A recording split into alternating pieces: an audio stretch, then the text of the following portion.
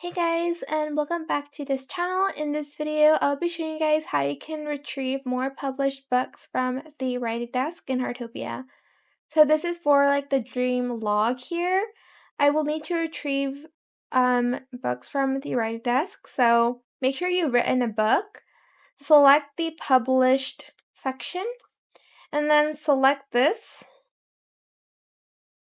And then I have successfully published the book Wilted Roses and I have it in my inventory. Did I not get like a dream point for that? Let me actually see.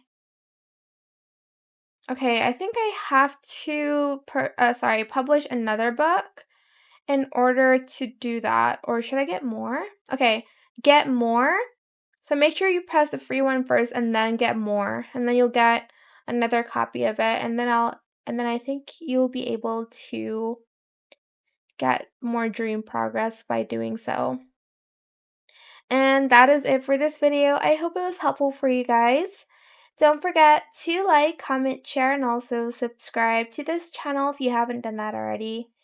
If you have any more questions about this video, just leave it in the comment section down below. I will try my best to answer them all for you guys. And if you found this video helpful, please click the thanks button as well. That is it. Thank you so much for watching. Bye.